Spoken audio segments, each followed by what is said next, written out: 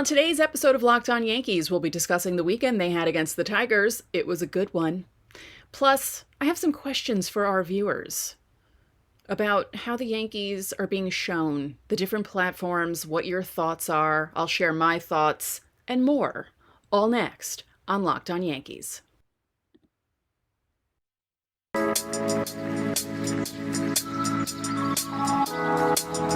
You are Locked On Yankees, your daily New York Yankees podcast. Part of the Locked On Podcast Network, your team every day.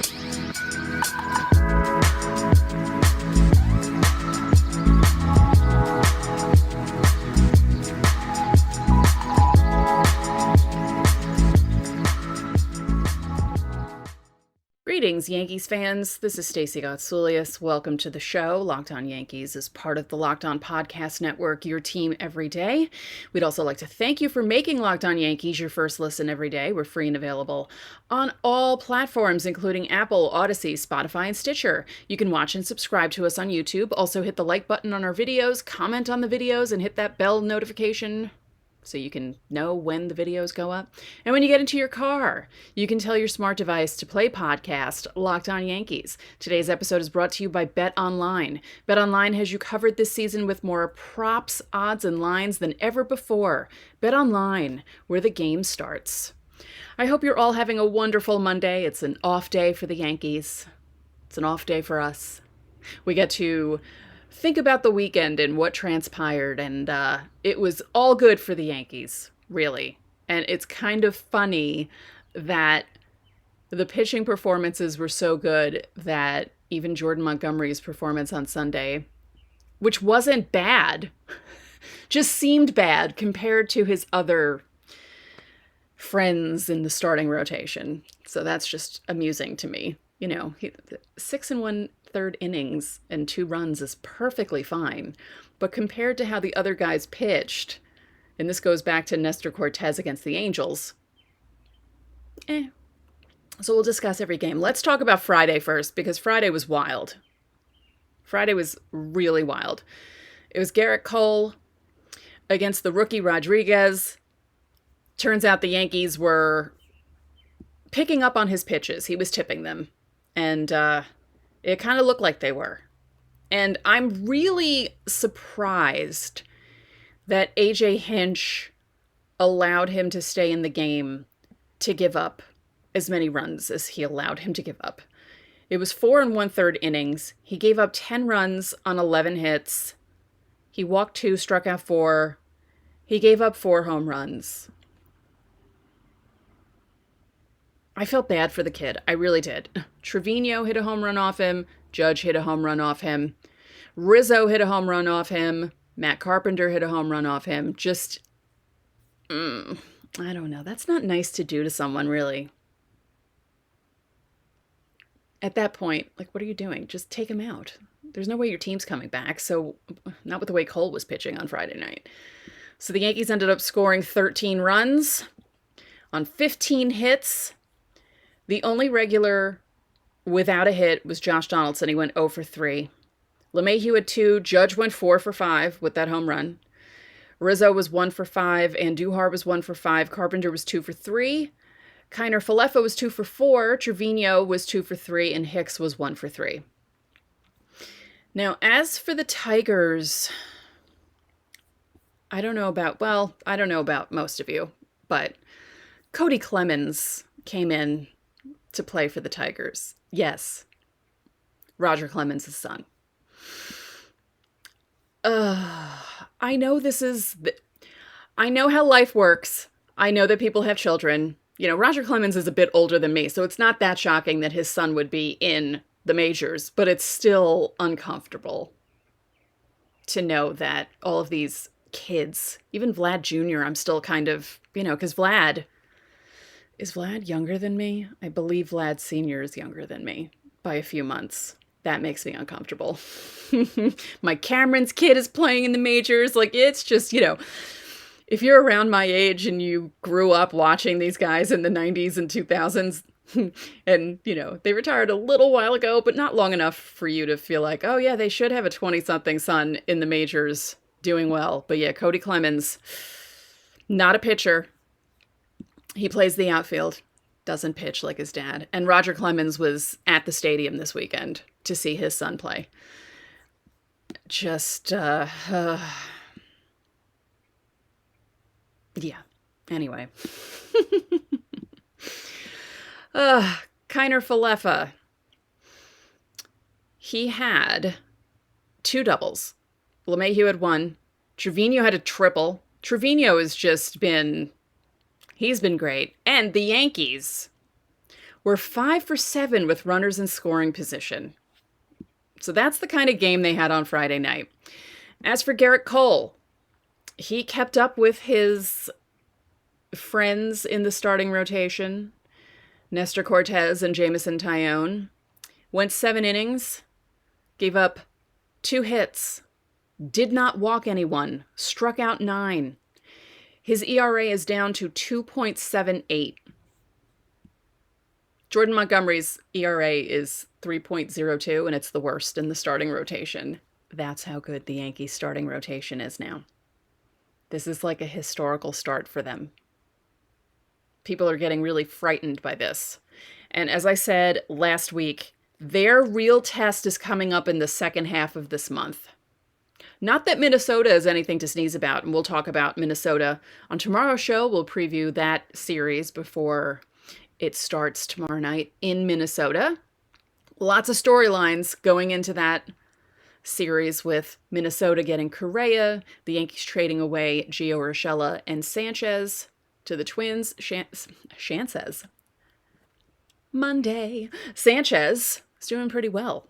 And that'll be interesting to see what's happening there. So in a moment, we will talk about the second game of the series, which was Luis Severino. And he continued the streak.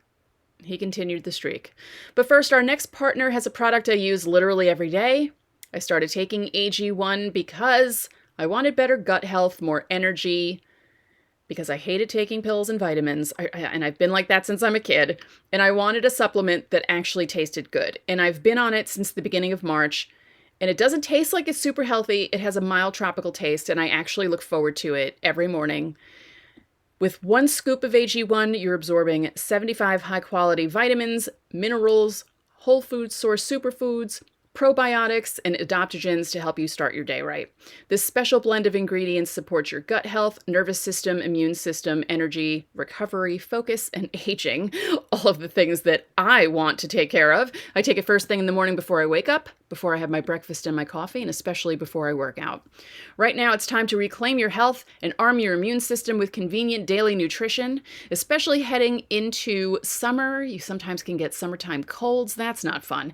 It's just 1 scoop in a cup of water every day. That's it. No need for a million pills and supplements to look out for your health. To make it easy, AG1 is going to give you a free 1-year supply of immune-supporting vitamin D and 5 free travel packs with your first purchase. All you have to do is visit athleticgreens/MLB Network.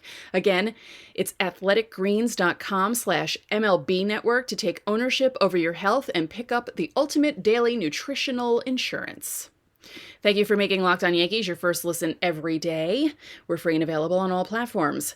Now, we have an important favor to ask you. We've put together a survey so we can learn more about the listeners like you and make your favorite Locked On podcasts even better. This is your opportunity to tell us what you like, what you don't like about Locked On podcasts. So go to lockedonpodcast.com/survey right now to get started. It won't take very long, and everyone that completes a survey can qualify for a chance to win one of 10 $100 Ticketmaster gift cards.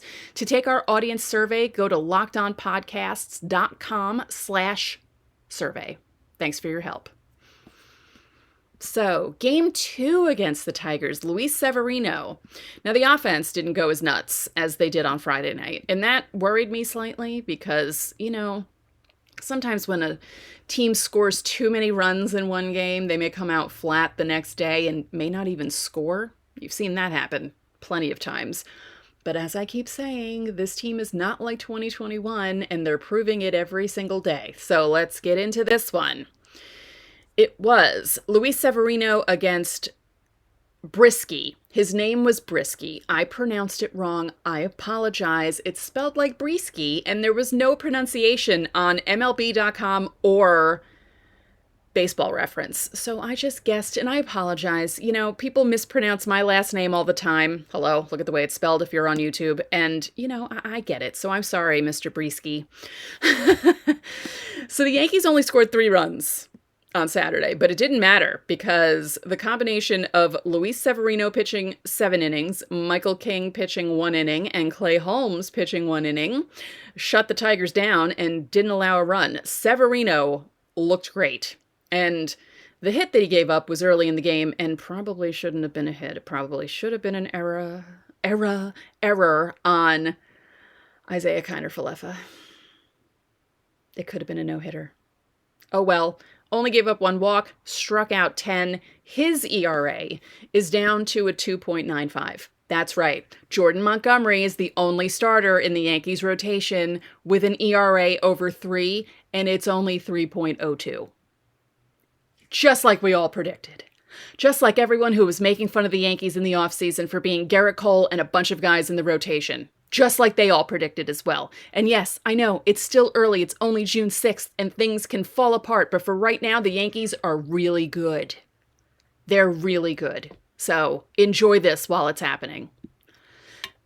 As for the offense, there were only 4 hits. But 2 of them were home runs. Judge hit his 21st home run of the season, first inning. First pitch. It was great. And then Rizzo hit a home run in the 6th inning. They were 0 for 3 with runners in scoring position. Left 4 on base. That's fine. It wasn't one of those games where, you know, the pitching was so good that you weren't worried about the Tigers maybe coming back. It just was, it felt like a relaxed game the entire time. I don't know. And then, let's see, for the Tigers, they left 1 on base. They couldn't do anything. They couldn't do anything. The 1 hit was Miguel Cabrera. The Yankees struck out, all right, they had 12 strikeouts. Let's see, the only person who didn't strike out in the Tigers lineup on Saturday was Cody Clemens. Which is funny considering, oh wait, no, sorry, Harold Castro as well. Those 2. But there's 2 Castros, that's right. What's his name? Is it Willie? Willie with an I. Yes, that's right. I remember him, okay. Willie with an I, Castro, twice. Scope, once. Cabrera, twice. Baez, 3 times. Candelario, once. Barnhart, once. And Hill, once. Oh yes, and Spencer Torkelson came in to pinch hit. And he struck out. So, Yankees pitching, the run of these 5 starts? Yeah, right, because Jordan Montgomery started things off with a pretty good start when he finally won his first decision on May 31st. And then we go to Sunday. Sunday was an interesting game just because Montgomery wasn't dominating, which is fine. He doesn't have to dominate, but just because the rest of the starters were dominating, it kind of felt like a letdown. And people predicted that that was going to happen. I can't remember who it was. Someone actually tweeted, watch Jordan Montgomery give up 2 runs and people be upset about it because it's not as strong as the last 3 outings that the Yankees have had. And that's exactly what happened yesterday. Again, I mentioned it earlier. He didn't pitch badly. Not at all. He went 6 1/3, gave up 2 runs on 5 hits, walked 1, struck out 5, didn't give up any home runs or anything like that. As I said, his ERA is down to 3.02. That's a perfectly acceptable game. Perfectly acceptable. But the Yankees didn't score till the 5th inning. They didn't pull ahead till the 7th. He was already gone by then. Then Detroit pulled ahead in the 8th.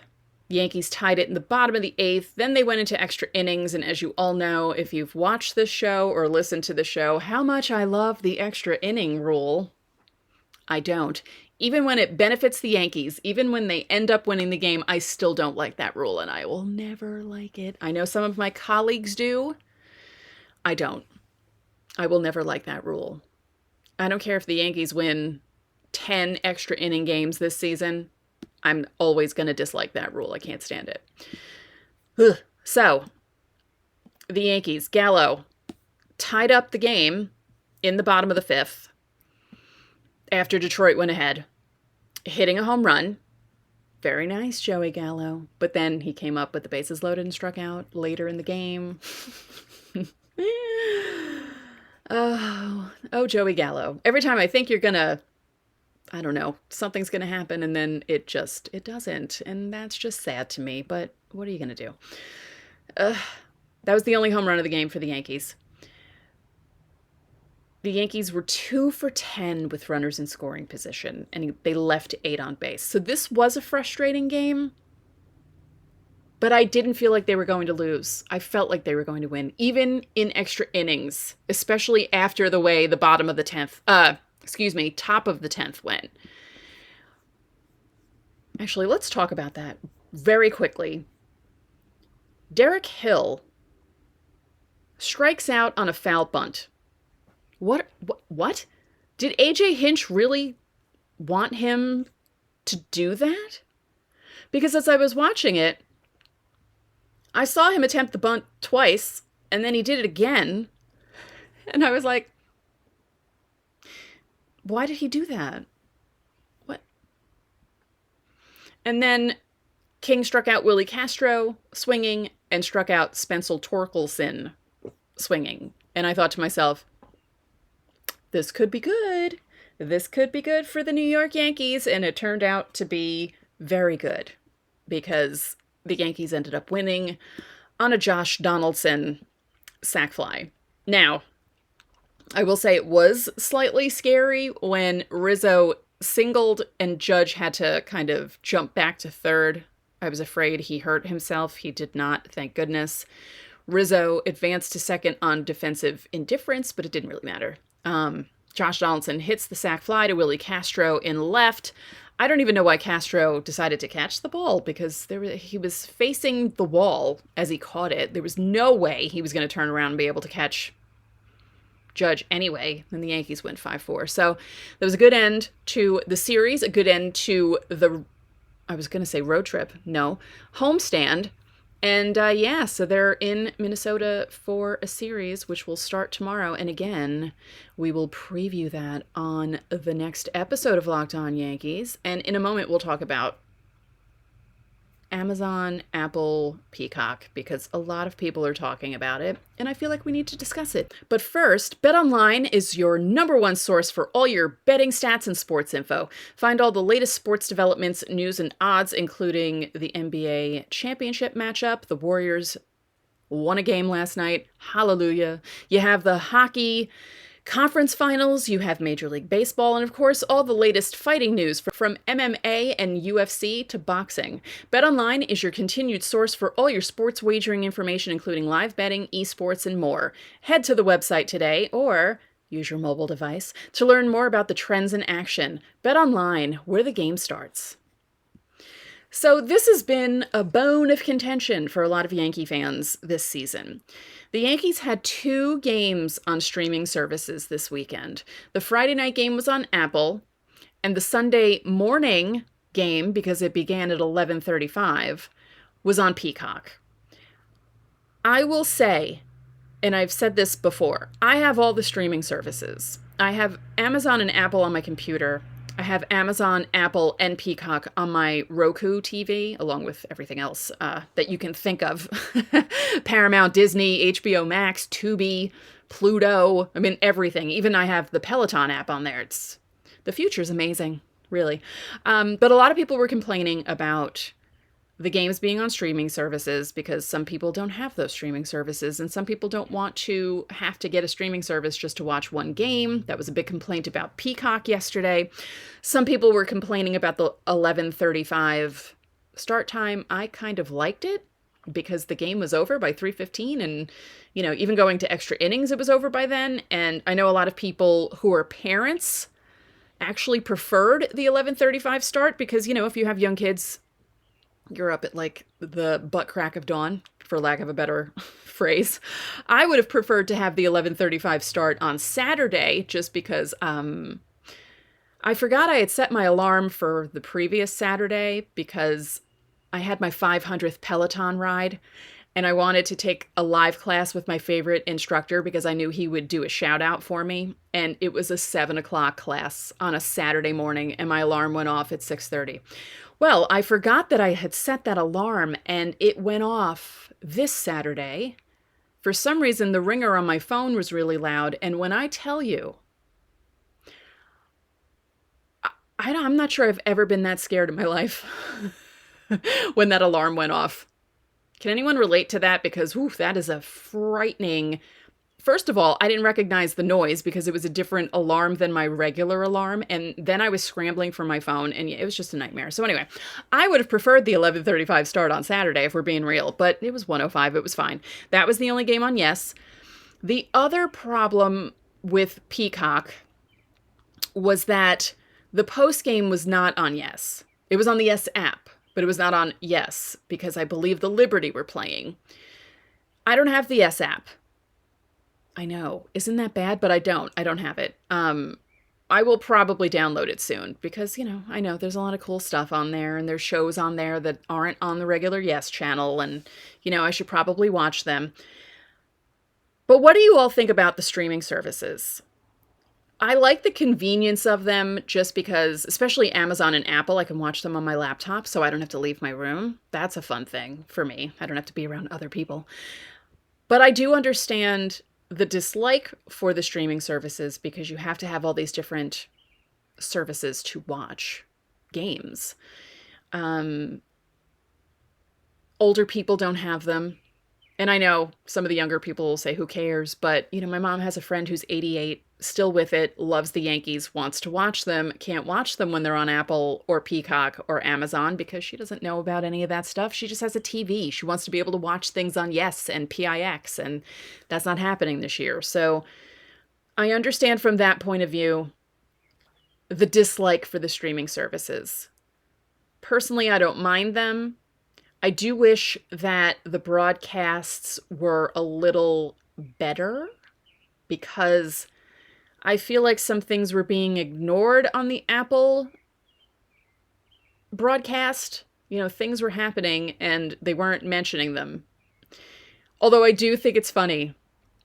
I believe it was the Apple broadcast. They had a stat that said Rizzo had a 13% chance of hitting into a double play, which means Rizzo doesn't usually do that. What did he do on the next pitch?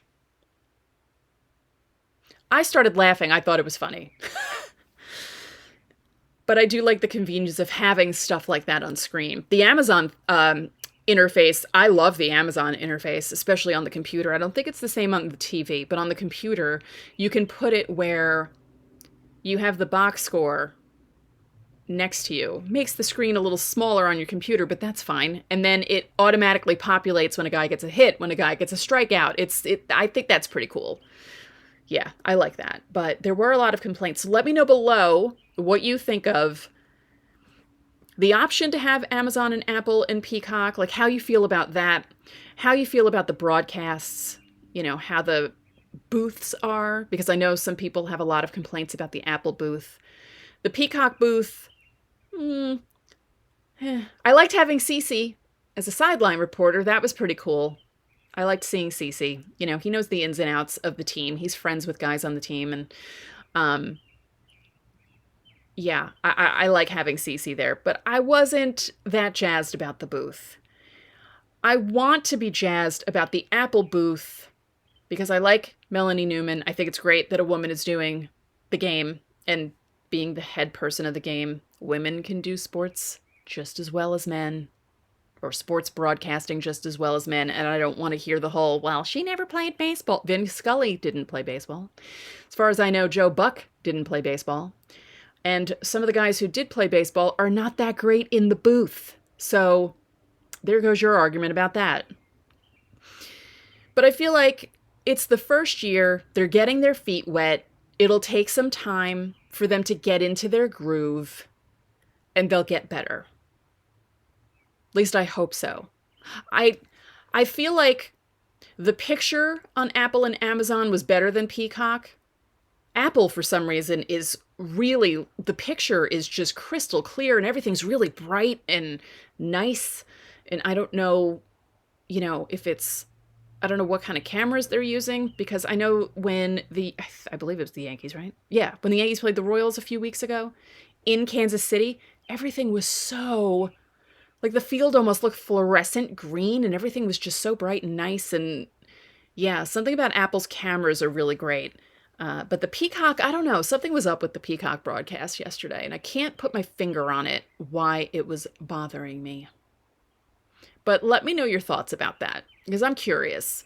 I see people's reactions on Twitter, and it's very split. There are a lot of people who are like, this is really cool, and other people are like, I hate this. So I want to know, if you don't comment about things on social media, if you're not on social media as much, if you're like a real life person who has a life and isn't on their phone every 5 seconds like me, let me know what you think about the streaming services and how they're doing so far. I'm curious about that. So again, on tomorrow's show, we will preview the series against Minnesota. As I said, lots of storylines to talk about. Carlos Correa going to the Twins, the Yankees trading away Gary and Gio Urshela. Gary. I'm calling him Gary. Gary Sanchez and Gio Urshela for Josh Donaldson, Isaiah Kiner-Falefa, and the catcher that we still haven't seen. But Jose Trevino is doing really well, so it's fine. It's okay. So we have those storylines to talk about. And yeah, it'll be interesting to see how that series goes. So hopefully, I think by tomorrow, all the pitching matchups will be set and we'll know what's going on. And I can give you a full preview of that series. And if anything else happens Yankee-wise, you'll know all about it if you tune in tomorrow. So for now, that's it for this episode of Locked On Yankees, which is part of the Locked On Podcast Network, your team every day. I'd like to remind you that you can listen to the show in Apple Podcasts, Google Podcasts, Odyssey, Spotify, Stitcher, or anywhere else you get your podcasts. You can watch and subscribe to us on YouTube. Again, like and comment on YouTube as well. And when you get into your car, you can tell your smart device to play podcast Locked On MLB. Now make your second listen of the day Locked On MLB. Paul Francis Sullivan, please call him Sully, brings you his unique perspective on the major leagues, both past and present. It's free and available wherever you get your podcasts. One more thing, if you could be so kind, please rate the podcast and spread the word about this podcast to your fellow Yankee fans. We would really appreciate it. So enjoy your Monday, and I will talk to you tomorrow.